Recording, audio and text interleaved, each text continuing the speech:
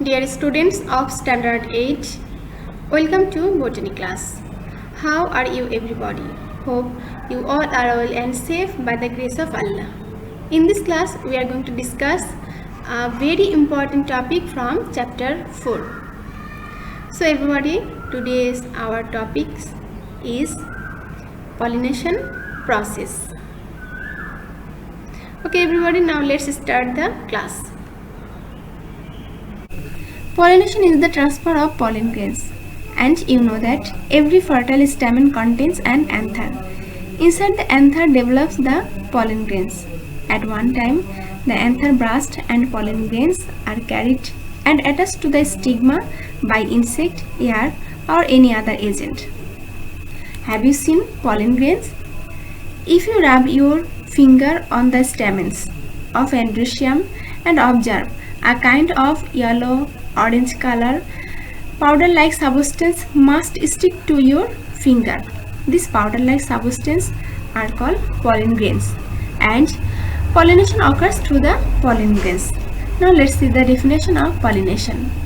The process through which pollen grains are transferred from anther to the stigma is called pollination.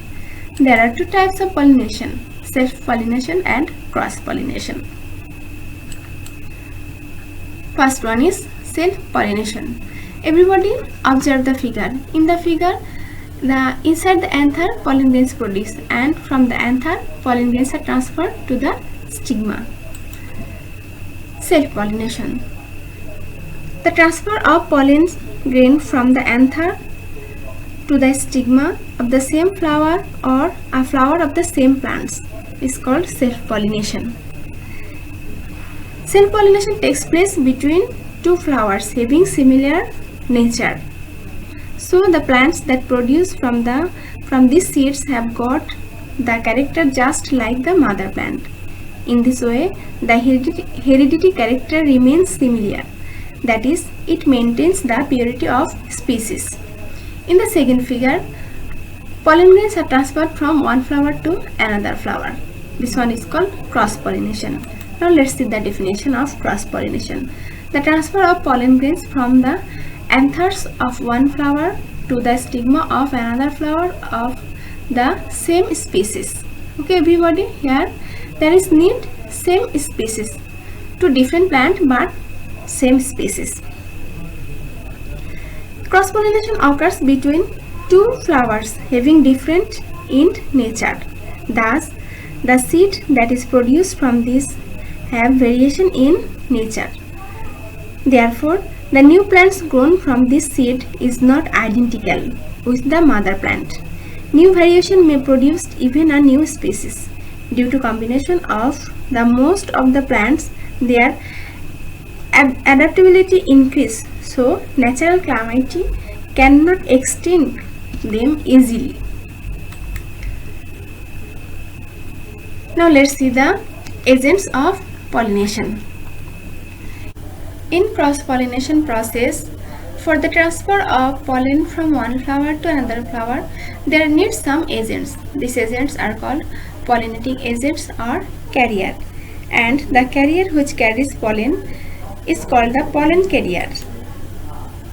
So we can say that the carrier that carries pollen from anther up to the stigma is known as pollinating agents. Air, water, insects, vampire, snail, birds, and even humans may be the medium of pollination. To consume nectar from a flower or after attraction to the charming color of the flower, the carriers travel from one flower to another flower. When the carriers sit on the flower, the pollen grain attached to it. To obtain the aid of the carrier, some plants' adaptations are remarkable. Everybody observe the figure. In most cases, at the time of collecting nectar, pollen grains from one flower is transferred to the another flower by insect. This is called insect pollination.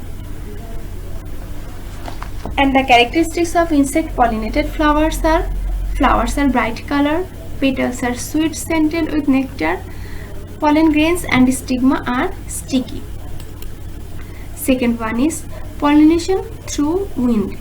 In many plants, pollination occurs through the wind. When pollination occurs through the wind, they are called wind-pollinated flower.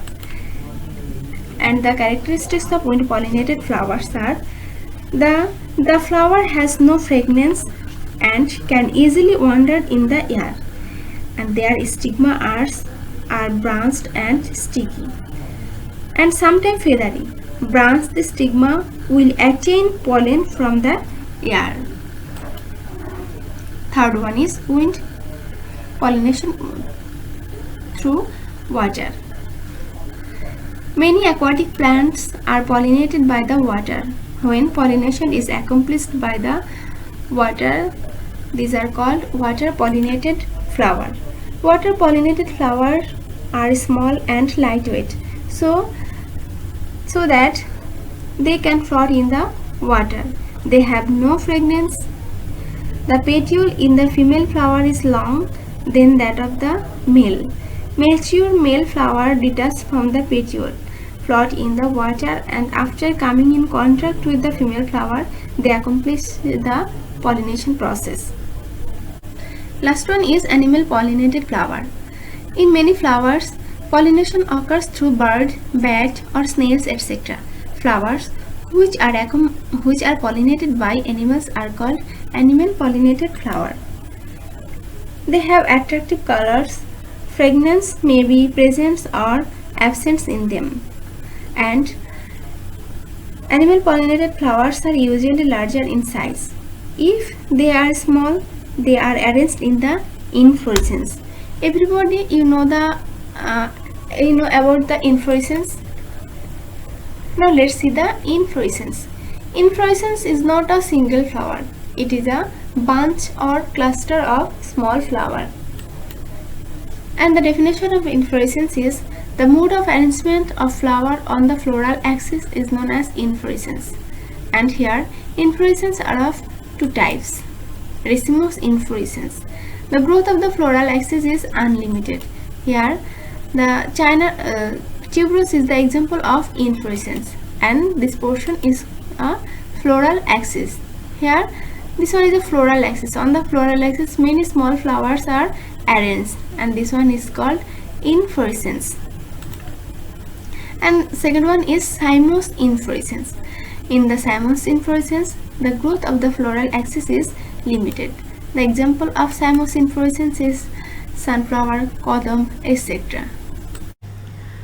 Okay everybody, today up to this. Thank you.